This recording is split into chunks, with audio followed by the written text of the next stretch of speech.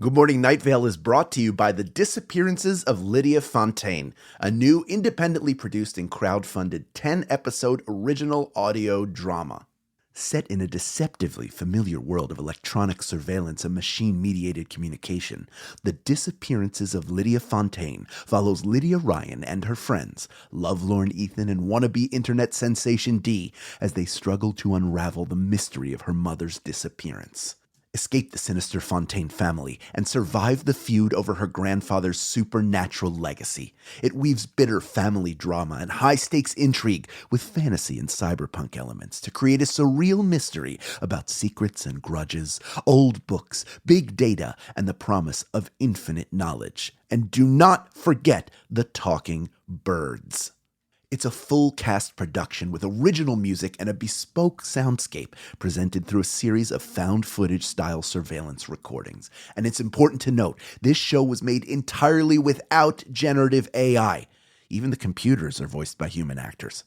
Episodes are free, and you can start listening right now with the Season 1 finale due to come out on August 16th.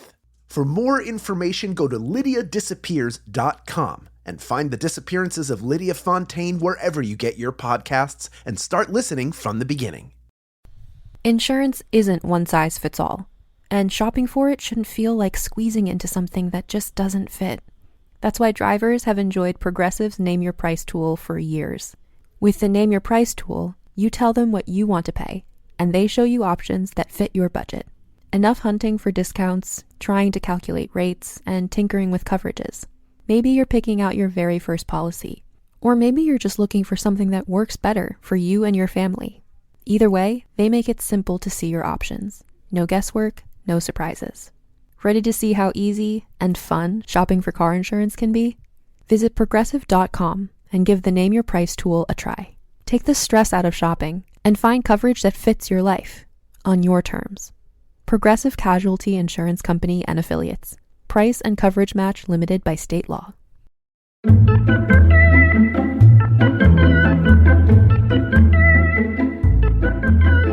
See some evil, hear some evil, speak some evil. Good morning, Night Vale.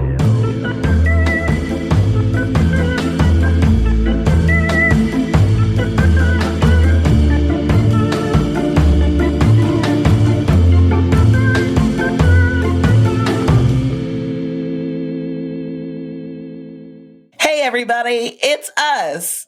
I'm Symphony. I'm Hal, and this is At the Movies. No, it's not. It's Good Morning Night Vale. It's the show where we talk about Night Vale, because we're both cast members of Night Vale who are listening from the very beginning in order and discussing the episodes. And sometimes y'all join in because you're just cool like that. Too cool for school. This episode's description is, the water isn't working at the radio station, which is super annoying. Also, it seems the sun is multiplying. Plus, a college football update, a request for some time off, and controversy with the local TV news. Let's talk about it! I really like this episode a lot.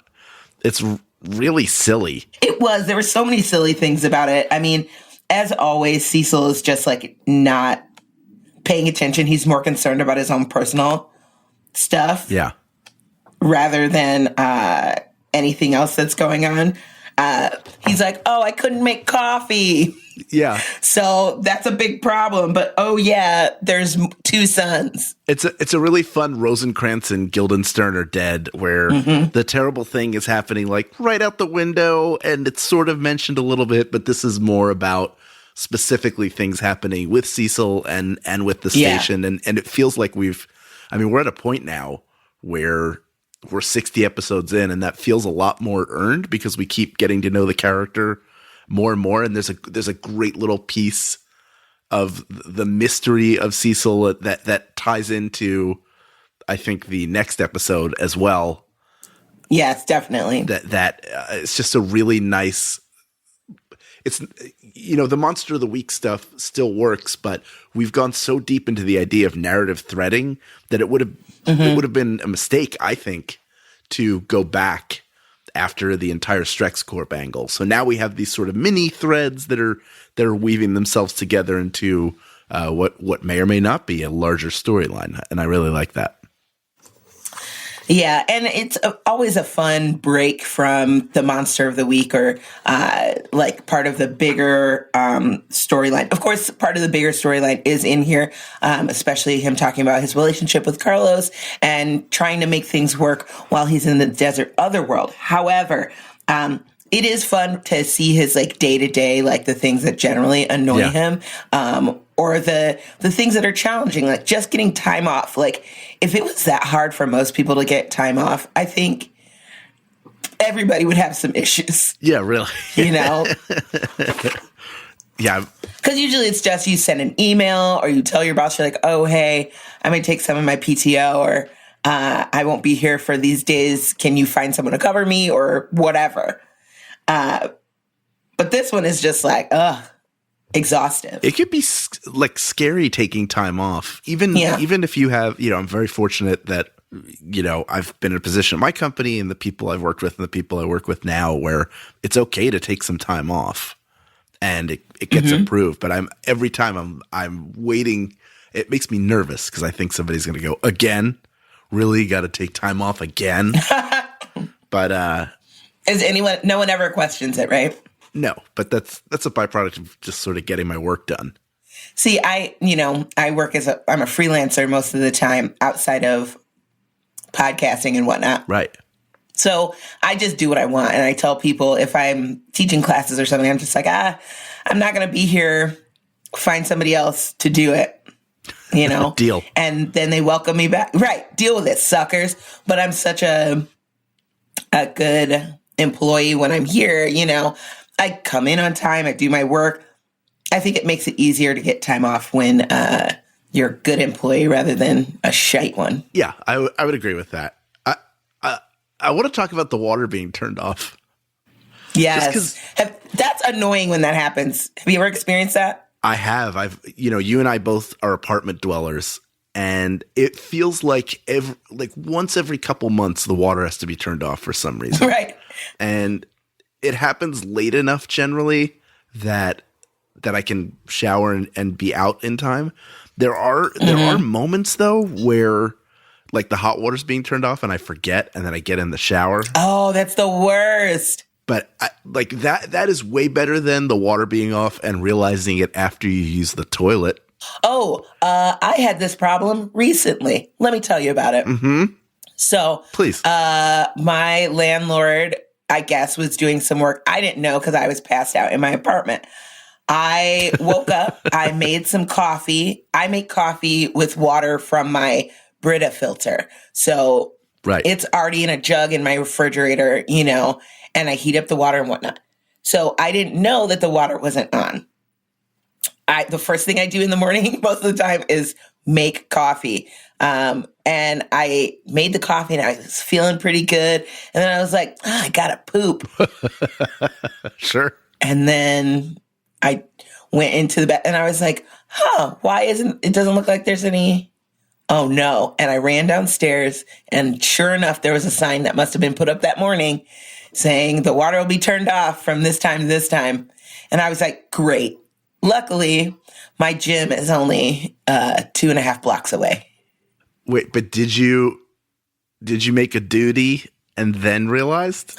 No, I noticed right before I was going to sit down, like it was coming down the pipeline. Oh, because the water gets low. Yeah. I was like, I was readying my, when you just have coffee in your stomach. Okay, never mind, guys. This is going to be gross. Look, point is, you avoided a great disaster. Oh, great disaster. That would have been, oh my God, can you imagine? Just be like, okay, maybe just close the lid and then walk away. You can't even sweep it away then. You can't even sweep your shame away. This is why I live alone. This is why I'm an old spinster. with a toilet full of duty. I'm an old spinster with a toilet full of duty. Come on over. I've got a duty for you. Yes. I want to talk about Michael Sandero And another definitely Jeffrey written passage. I was just going to say, I was like, sports boys talk about sports. I know like the fourth most. No, I think because you two know the most about sports in our group, right? And then Aaron McKeown is also a sports person. Mm-hmm. And I know a lot about sports, but not like in a really pay attention-y sort of way. Like I just grew up around sports and watching sports. So it was like, right. I at least know what they're talking about. So when they talk about Michael Sandero's at Michigan and then they're playing Michigan, it's really funny because there's University of Michigan and then Michigan State. And I think that's the play that they're making it off. And I thought that was brilliant. And I think only people that know about Michigan would think that was funny. Besides just like the kill your double thing. It's such a fun take on that. It made me think of Superman 3. Remember Superman 3? I was going to say, explain it to our audience who might. For those of you who don't know, because I know we have the Christopher Reeve Superman movies. This is the third one, which came out in 1984, features the villains trying to make synthetic kryptonite. And when they expose Superman to it, he becomes evil. And here's what evil Superman's like. He's got a 5 o'clock shadow, and his outfit is dingy, so all the colors become kind of muted. That's what bad people look like. He sits at a at a bar getting drunk, which Superman can't do if you read the comics because he's got super everything. And he's flicking peanuts on the bar at bottles and making them explode. And then he leaves the bar and he starts grabbing his head. And he screams and he flies off and he lands in a junkyard. And who shows up in that junkyard but Clark Kent? And the two of them have a junkyard fight, which, spoiler alert, Clark Kent wins and then opens his shirt to reveal he's Superman. He's got a Superman back, the full color Superman. He's Superman. He's Superman. But that is like what bad people like. They're like the bad versions or like the bad twin or whatever. They always have some sort of weird facial hair. Yeah. So I wonder, is the Michael Sandero that lost Night Vale's Michael Sandero, or is the one who won? Or is it just like, I don't know. It's weird. I think there's just alternate versions of one another. Because nobody gets hurt. I mean, obviously it's difficult to lose. But you lose to yourself, yeah. But it's funny also, he's so good. Yeah, the only one that could beat him is him. And that they are celebrating for so long that a bunch of starlings come and pick them up and take them away after all the lights have been turned off. Take their dancing bodies and carry them all into the sky. It's so good. Because those celebrations last a long time. And at a certain point, there has to be a moment where all of them are like, oh yeah, we did it. I guess I'm going to go home. There's not much more to do here. They do have to clean up all this confetti. Like when they run into the field after they win and then all the people are talking to them and they're like, you just won this game. What are you going to do? And they're like, I'm going to go to Disney World. Is that only the Super Bowl? Yeah. That people say that? Yeah.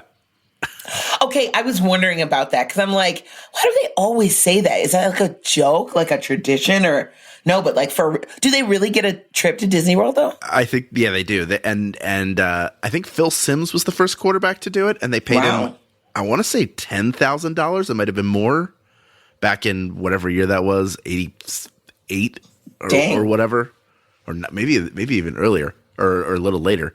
But they bring him to Disney World, and then they're the marshal of a parade. So when the Eagles won, the quarterback got to go to Disney World with his family. What? And they made him the grand marshal of the parade. That's so neat. On Main Street, and he waved to everybody. That's pretty cool. I would like to be the grand marshal of a parade. Well, because all you have to do is be there and stay and wave. I would too. Well, during the Summer of a Million Dreams, the anniversary summer, when our buddy Mark Gagliardi, a.k.a. John Peters, the farmer, was the mayor of Main Street, they were doing just that show. He would pick somebody and they would be in the parade. I don't know if they were grand marshal a regular schmegular. But had I gone during that time, I probably would have been able to do it once. What? Because he would have chosen you from the crowd, locked eyes with you. I would have said, hey, I'm coming. And yeah, you want to hook me up? You, sir, very attractive, handsome man. I'm imagining that's what Mark Gagliardi sounds like when he's the mayor. I would get really nervous if I did something like that. Really? Oh, I would love it. I would eat it up. It would make me a little nervous. Why? Because do you think would you be afraid you'd fall off the float? No, I'd just be uncomfortable. For some reason, there are times where I'm uncomfortable having attention. Weird, because I thought you like a lot of attention. I do. Well, anybody who's an actor likes attention, but I don't want to be called on in a crowd to do something or volunteer. Like if I go to an improv show and I say this is somebody who's been improvising for 25 years, if they want somebody from the audience to come up, I'm constantly like, oh, not me. Huh. Please don't pick me.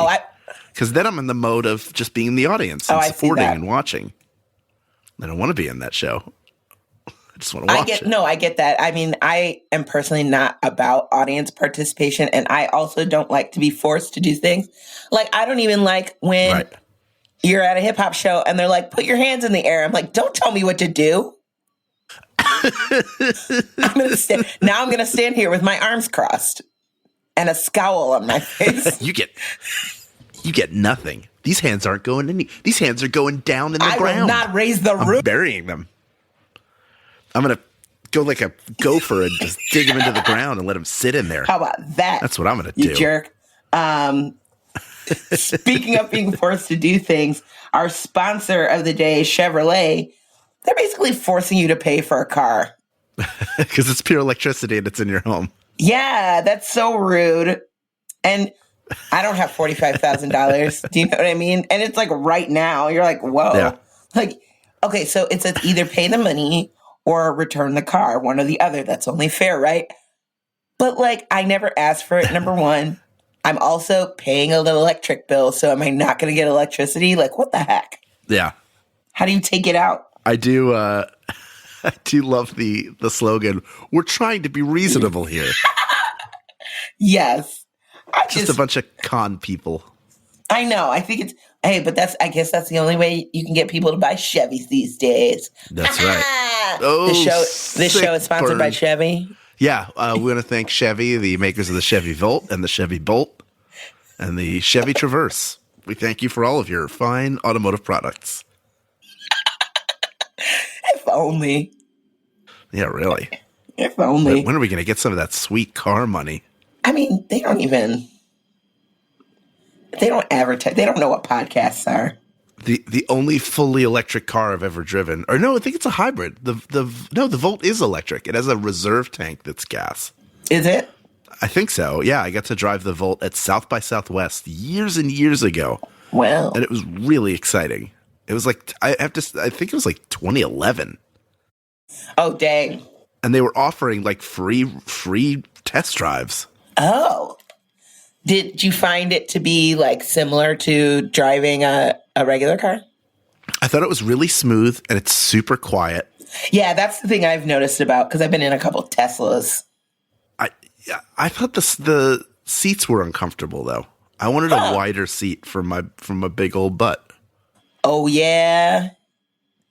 Hal's got a big old butt. Oh yeah. Look, I'm 3C thick. Hey. And you know what? I feel like sometimes Chevys, Ford, stuff like that, they don't think about that. These other car makers make nice, more comfortable, more ergonomic seats. Why can't you make a good seat? Right. Chevrolet? Why not? Why are you only making seats for skinny butts? That's right. What about my big old booty? My big old booty. Look at this wagon. I got a wagon for the dragon. I'm dragging my wagon all over town. That's right. But I don't know. I don't have a car, so I don't really get too concerned about that stuff. I like riding in cars. Sure. And I can drive and I will drive. I just, why have to do that when I can just be in the passenger seat taking videos. See, I love driving because I'm a control freak. Oh, I'm fine either way, but I do like being driven around because I'm bougie. Right. You're a fancy lady. I am a fancy lady, and I'm not trying to mess up my nails. You know, not that driving would do that, but the way I do, and the way I drive, the way you drive, you're a full body driver. Okay, here's the thing. Go ahead. This was made mention of in the last episode, I think, as well. Let's get into it. I'm from Chicago. We are aggressive drivers. I'm not a bad driver, so I don't know what the concern is. That I'm fast, that I zip around. Look. Yes. Okay. It's scary. We were in DC once, and you were so mad at driving because you drive fast, and then sometimes people drive too slow. I'm with you on that. And then you get up close, and you're like, and you're like, damn it, and then you like zoom around them, and then the next, it's like, and we're so close to the hotel because I think we had to go around the block to like figure it out because DC is like a labyrinth. And their streets don't make no kind of sense. And I'm like, I don't even know what to hold on to. I'm like, please let me, inside. But I have to try to be cool because I don't want to add to it and have you go like, what's wrong with you? What are you? Well, here's the thing. Like, you're completely safe with me. I've literally never been in a car accident. Never. Okay. I've never been in a car accident. I've been pulled over for speeding once. All right. They caught me once. Caught you. I'm just kidding. I have never been in a high-speed chase where I've gotten away from a friggin' cop, like pulled into some alley or something. No, I don't play those kind of reindeer games. Get your car painted like in Grand Theft Auto. Yeah, right. Ooh, you pull into red. like an open garage and then you're like, ha-ha, suckers. No, look, I'm an aggressive driver. I am a defensive driver, and that's fine. It's fine. But I don't drive now. So you don't have to worry about it, Hal. You take your control, you sit in your seat. How about that? You hide in the alley and your car pretends like it's reading a newspaper and then everybody passes it by. Yeah. You're like, nothing to see here, officer, with a mustache on and glasses. Just la.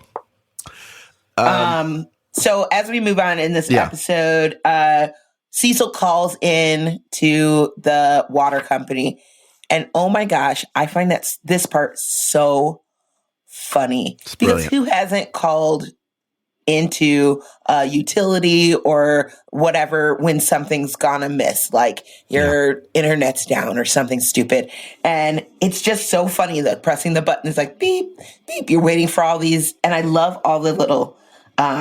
Are you changing your address? Do you no longer believe in the existence of water? Are you in the Illuminati? Yeah, all the cutoff stuff.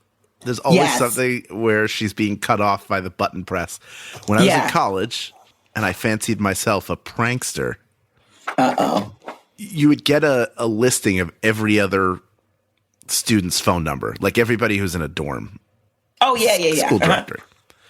And I would prank call people as an automatic line, and I drew out a whole tree because I knew at that point I had a better bead on the sounds. Like I knew which button was which by the tone it made.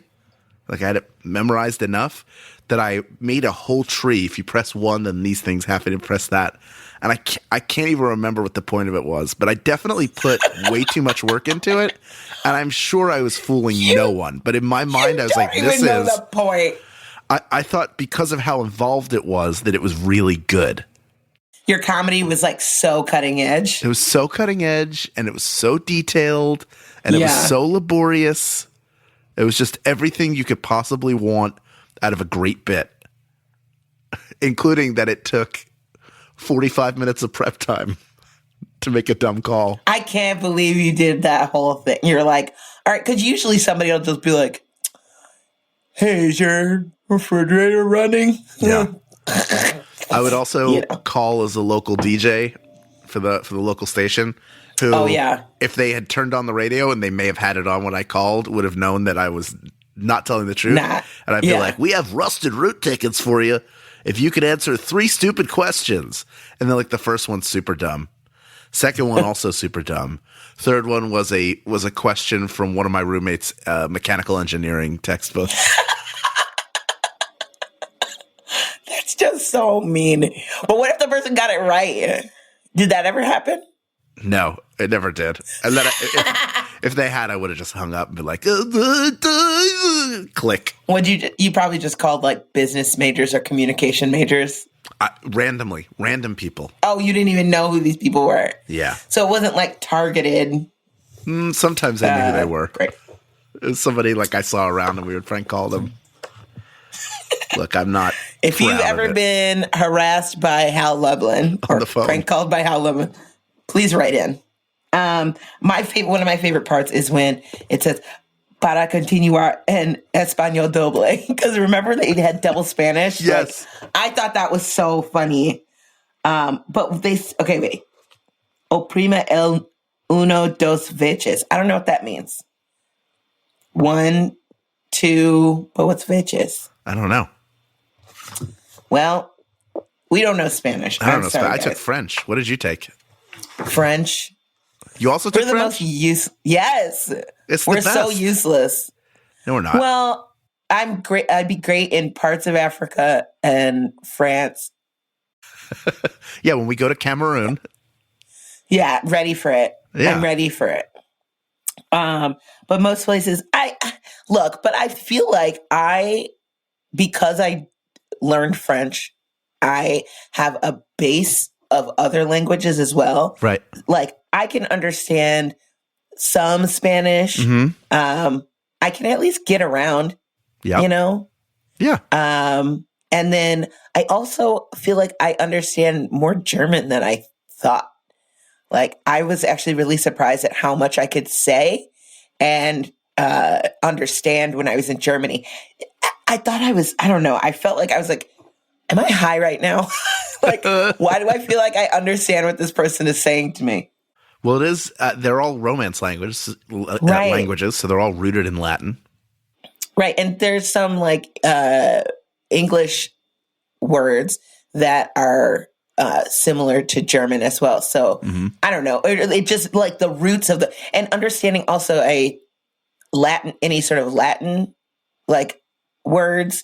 If you start understanding that, like the beginning or end, you can kind of by context pick up things.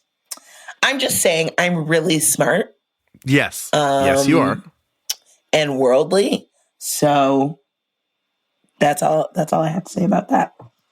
But yes, all the ones where the recorded voice gets cut off is hilarious. And also the interplay between the male and female voices when you're on wait, because that current wait time, which I know 4 we've all minutes. been there too, but the idea of that's just how it is. Thank you for your patience. You know there are super volcanoes set to explode any day now. Like there could be anything in that. There's it's just like a really smart piece of comedy. And I appreciate it. I appreciate the silliness of it. But agreed. I really love that. Yeah. But then he eventually gets to talk to a person after he passes out. Yeah, because they've been dumping 'Cause of carbon the sun, monoxide in through the water. Oh, right. Through the water systems. That's what happens when you don't pay your bill. Punitive gas. Punitive gases. But it smells like French toast, which I love French toast. I do too. I actually really love a stuffed French toast. I don't hate a stuffed French toast. I like a well-made French toast, which means it's got a lot of egg in that bread. You got to egg up that bread. Don't be afraid. Be soaked. Yeah, soak it. Well, that's why you got to use. That's why it's great to use just day-old bread. Right, but also a lot of egg. No, true, but then it like soaks it all. Do you know what I mean? Like, yes, it'll really soak it up because it's trying to like rehydrate and stuff like that. True. I personally think some of the best French toast is made from challah. Yeah, challah makes really good. It's got some sweetness to it already as a bread. I love a challah French toast because it's just like Right. And just the texture of it is real, like, squashy and, like, soft, like, can be soft, but has a little bit of chew to it. So depending on how dense it is, you could just, I don't know, it can really just soak it up. You know what I mean? Right. And get that good crust. The good, like, because all it really is a custard. You're making a custard with bread. Sure. And then just, like, frying that shit up. Yeah, ideally you're making it. Yeah, because it should still have, the outside should have that like nice kind of fried, like almost caramelized a little bit, and the inside should be kind of soft. Yeah, a little gooey maybe. I mean, depending on how you like it, I do like it a little gooey on the inside, but it's gonna get extra gooey as soon as I put all the scissor on it. Yeah, I'll tell you what. If you're here on a Saturday when Night Vale's in town, come my way and I'll take you to a place that has incredible French toast. You're going to owe me a lot of food, Lublin, because we keep talking about places that are good. Well, I'm going to take food. you there. And then afterwards we can go to, if it's a Saturday, we can go to Mongolian barbecue. Oh, yeah. I want to eat all day with you, Lublin. That's right. That is right. Very quick. I love that Lacey hangs on through the end of the episode, that she's there for the sign-off and still participating. Yes, and can we talk about who she's talking about? Yeah. Do we? Okay. She says, you're not the only one who cares about her, you know. And I was like, who? Who is she talking about? I mean, go ahead. What do you think? I think it's Dana. Because I think this is something, and we'll talk about it more in 2 weeks. In the next episode. Yeah. I was partially thinking that too, and I'm like, I don't know, because it's referenced again, but dang. Because Cecil doesn't know. Right. You know, what she's talking about. But she doesn't take it very well that he doesn't know. I mean, I think it's weird that people are never concerned at why someone doesn't remember something. Right. They're just like, oh, you don't remember that? Anyways, and let's move on. Well, I mean, it goes to show you, like, we all have our own experience, right? So all she knows is like, oh, you don't remember that? She would have no frame of reference for why something's not remembered or what's behind it. To her, it's just like, oh, you don't remember that? That's weird. Not, oh, what's wrong? Why wouldn't you remember that? Are you okay? Yeah. What do you remember? It's just like, oh, that's weird.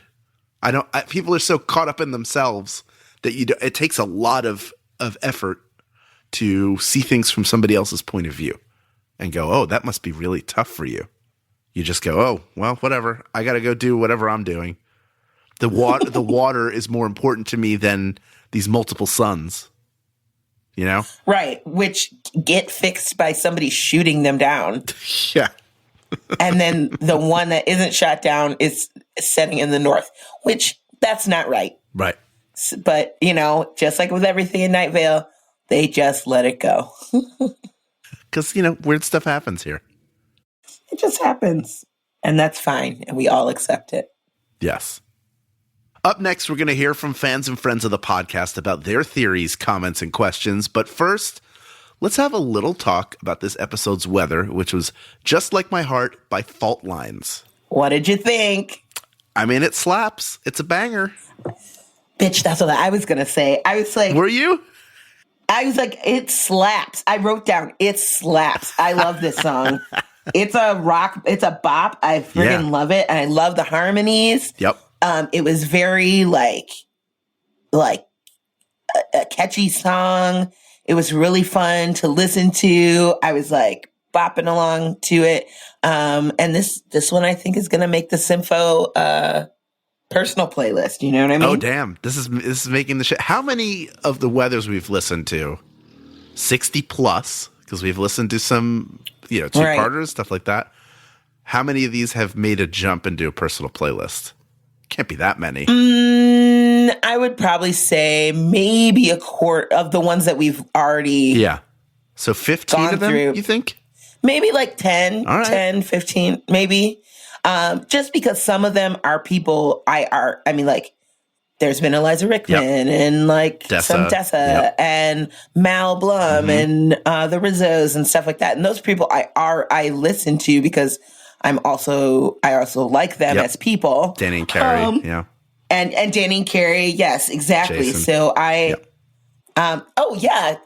feel like so every one of our weathers has already been on the episodes at this point, right? I think so. Maybe Aaron has Aaron? No, not till later. Yeah. Not yet. No, not yet. Yeah. So basically, I feel like that already takes up a significant portion of people. But like this one is one of them, and a couple of the other. There was that one like I feel like it was like Israeli rap or something that I really like. I know what you're talking about. So like stuff like that. Yeah. But I like this song a lot. It stood out to me and it was fun and it was just very in my genre of, music. When I looked them up online, they look pretty cool. They have a cool website, faultlines.com, I believe. They look like very nice people. And, they're really known for their harmonies and their 3-part harmonies, and which I thought was pretty cool. But they just seem like a really cool band. So I'm probably going to listen to more of their music. They describe themselves as folk, like pop rock, like folky rock. Okay. I think those are words that were used in the About Me description. So I thought it was more rock to me. Yes, it felt like straight ahead rock. So maybe the rest of their music is different. I always find that interesting too when bands have one breakaway song that's like popular, but none of the rest of their music sounds like that. Yeah, I mean, there's so many acts here that I'm not familiar with because they've not been weathers that I've toured with, and I'm not like I've been in a jag right now where I'm listening to Broadway musicals. I'm just sort of going down a musical rabbit hole. So I'm not generally discovering new bands. It's just never been me.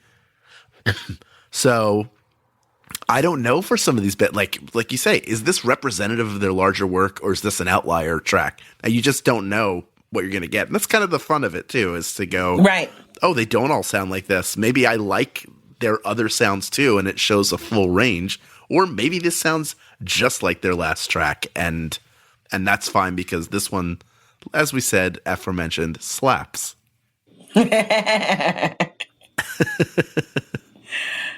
Well, so then it's a 2 thumbs up from us. That's right. Well, the oven has been running for a while. She's hot. The dough has been cooked. You can smell it in the air. It's risen. It's time to put the paddle in and pull out the fan zone calzone. Fan zone! Fan zone. Stay right there. Good Morning Night Vale will return after a brief break.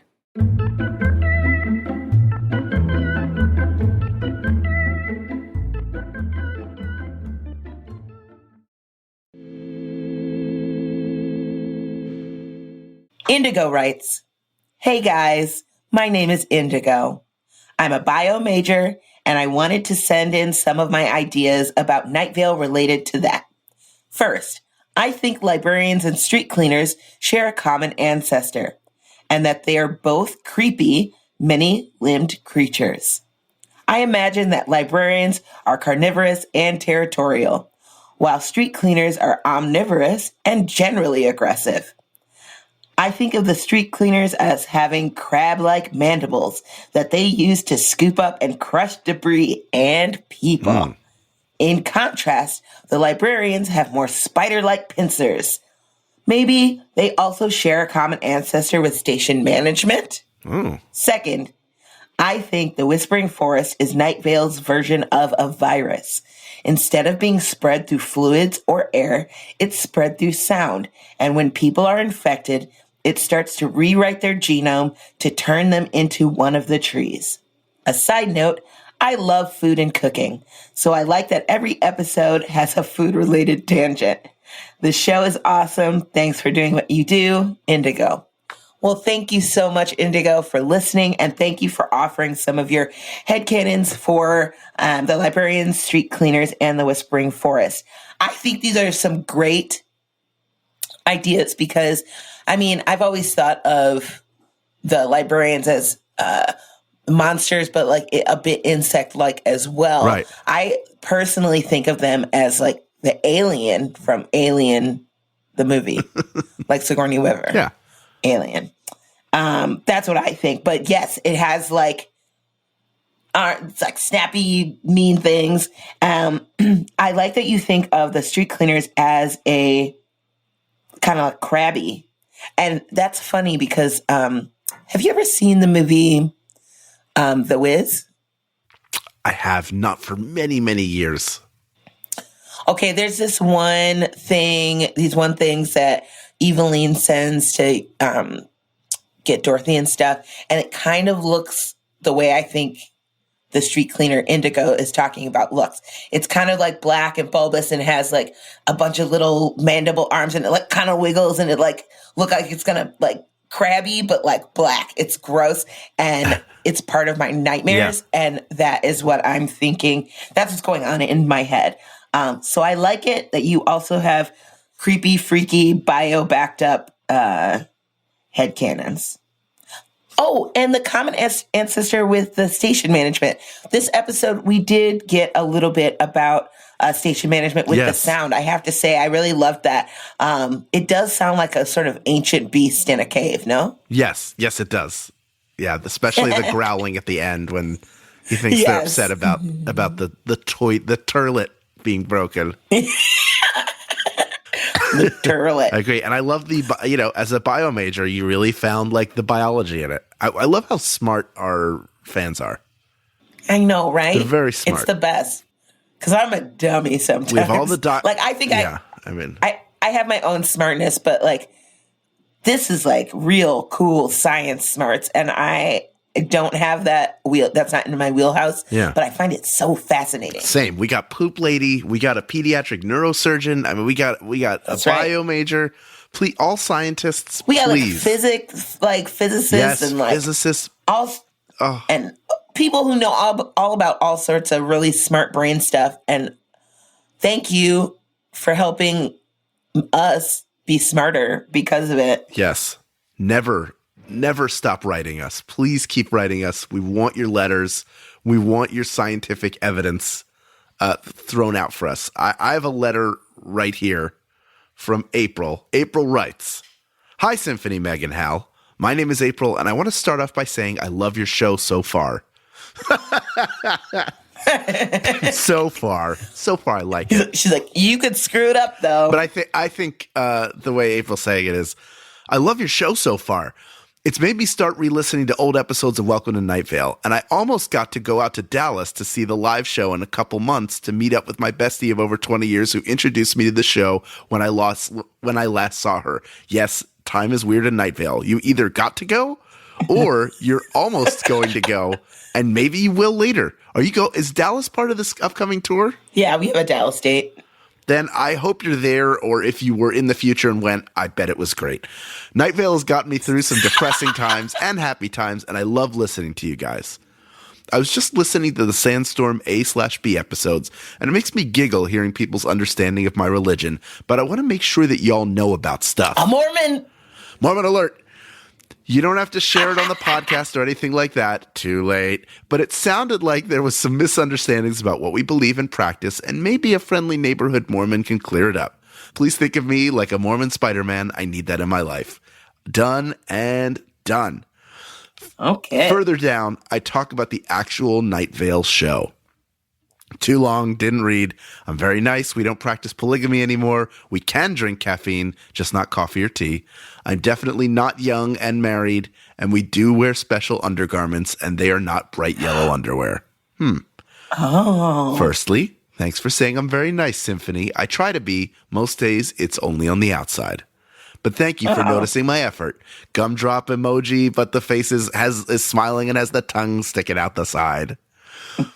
Also, Symphony is pretty much right about the sister wives and polygamy. Yay! Just wanted to clarify that polygamy was something we practiced back when we were first starting for various reasons, but that we discontinued the practice after the federal government ruled it illegal because of our church's practice of it. Okay, never mind. Splinter groups broke off, most notably the Fundamentalist Church of Jesus Christ of Latter-day Saints, FLDS. They continue the practice, but we do not condone or support it. Oh, so there's like a splinter faction. It's a different faction. That's out there like, we're gonna marry everybody. We're going to marry everybody up in here. I'm marrying you. Next, Hal, I dislike Diet Coke, but I drink a lot of Mountain Dew and energy drinks. It's commonly pushed that we can't have caffeine, and I was actually taught this growing up, and so I was very against the idea until I realized that nowhere has anyone said we aren't allowed to drink caffeine. And once I started doing the do, I couldn't turn back. There's a section in one of our books of scripture, which does in fact include the Bible, much to people's confusion, called Doctrine and Covenants, that outlines a recommended way of eating and drinking, which is commonly referred to as the Word of Wisdom. It's section 89 if anyone is interested in it. 89! But the relevant part says, that's a lot of... no alcohol, wine, or strong drinks, no tobacco, and no hot drinks. Our leaders have specified hot drinks to mean coffee and any tea other than herbal teas. So hot chocolate's cool. We do have I added that part.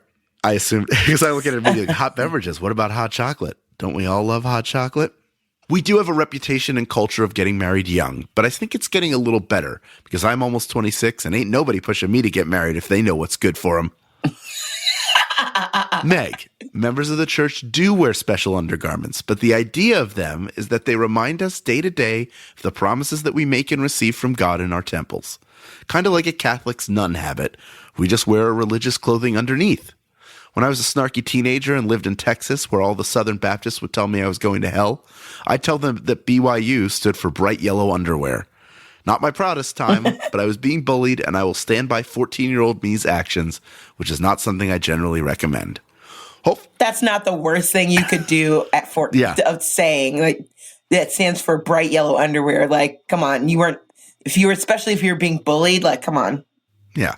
Hopefully that clears a few things up as far as our religious beliefs. Seriously, you guys are amazing, and I love your voices in my ears every week. When I get a steady and sufficient amount of money, I'll be joining your Patreon, and then I can give back to the people who give such a great part of my life meaning.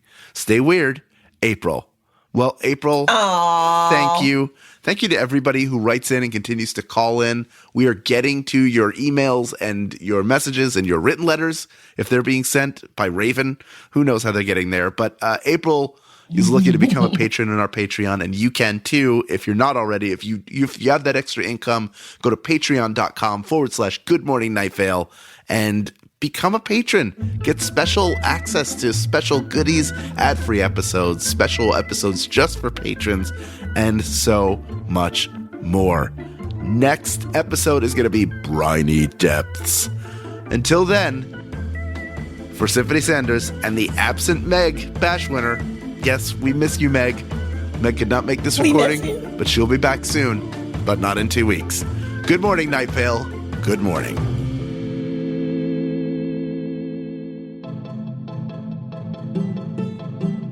Good Morning Night Vale is a Night Vale Presents production. This episode was hosted by Symphony Sanders and Hal Lublin. It was edited and mixed by Vincent Cacchione. It was produced by Meg Bashwiner. Theme music by Disparition. Special thanks to our fans who submitted their thoughts this week.